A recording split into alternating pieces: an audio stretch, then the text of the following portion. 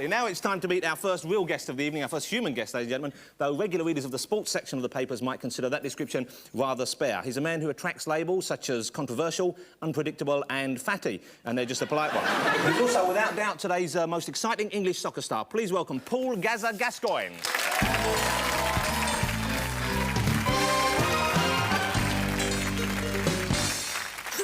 Hello, Paul. Hi, and happy Christmas. Same to you. No, I'm not an enormous football fan, but it's been hard recently to pick up the newspapers without seeing something on the back pages, either you speaking about Bobby Robson or him going on about you. Now, what's the deal there? Well, I can't say too much about him, like, because I'll be in front of the committee, like. But I think what he said the other day, if I'd have said that, I don't think I would have been in English football. What exactly did he say then?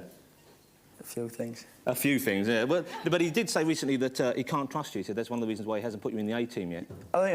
I think what happened is I played the England B match and enjoyed the game. You know, it was another good victory for us. And then my confidence seemed good, you know, until I picked up the papers 2 days later and it was knocked straight back down. But everyone who's talking about you said that you should be in the team, all the kind of like the football fans and people out there. Yeah, I've had a great response of fans and the fan mail and the bit of Sun Paul in the back, which was quite good. But you know, he's the one who picks the team, and it's him that I've got to prove that I'm good enough. So, do you think, sometime next year, you will actually be playing in the World Cup? Hopefully. Hopefully, there's a game coming up shortly, and I want to be pressing for a place in that squad. So it's how you perform in that game that's going to do. No, but Bobby Robson said that you should keep a low profile. So I've got to ask you why you came on the chat show, to be honest with you. Well, no, we're pleased to have you here, but I just wonder, it doesn't seem to be in keeping with what he's asking you to do, that's it. Well, you know, someone said I can say anything I like. You certainly can on his show. So, now, when you were transferred to Tottenham from Newcastle, it was for £2 million, which was a record at the time. Now, that sort of fee going for your talents, it must put an enormous amount of pressure on you. How do you cope with that? At first, it was hard. Like I used to, when I was at Newcastle, I used to go out quite a lot and have a drink and night clubbing.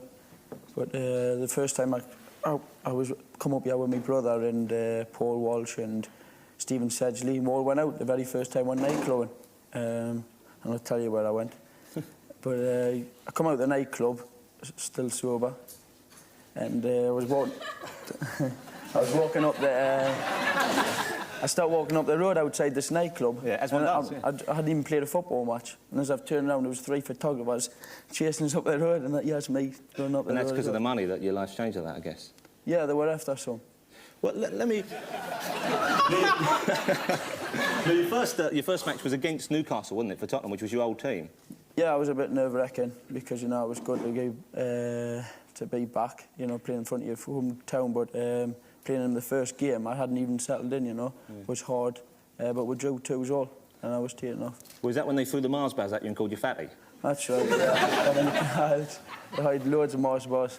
I wish I'd never lost weight. You were a bit bigger then, though, weren't you? You were a bit fatter then. Yeah, I was. I had a little bit of, well, quite a bit of a weight problem, but I've lost all that now.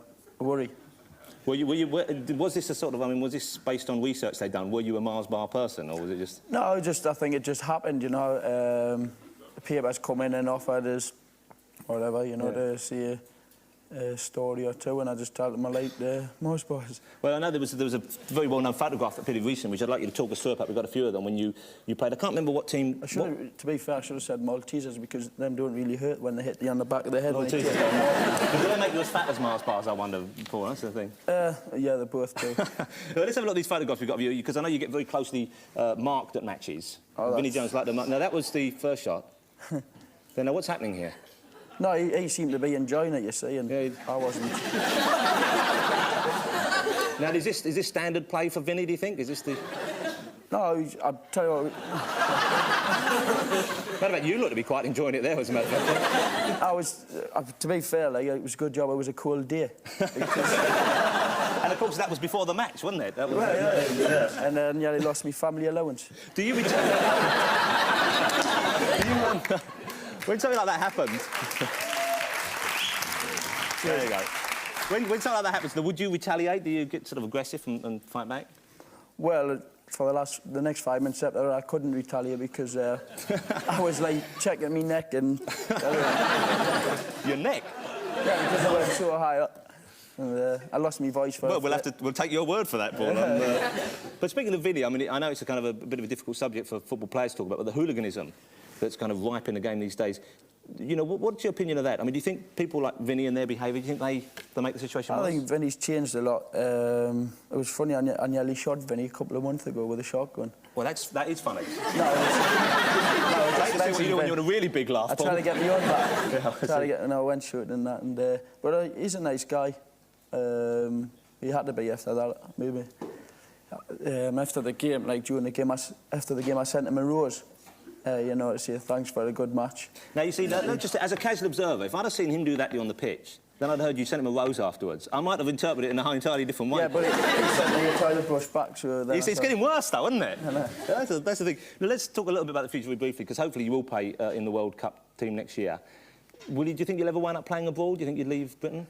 Hard to say. I mean, there's easier ways than that. I think, you know, I can easily buy a sunbed. Whatever. And you wouldn't like the food, probably, would you? No. That's what footballers always say. No, I think I would like the food. It's been a lot of fun talking to you, Paul. Cheers. OK, good luck with the being selected for the England squad. I hope it happens for you. OK. Thanks very much. See you again Cheers, soon. Paul Gazza Gascoigne, ladies and gentlemen. Thanks, Paul. Cheers. There you go. OK.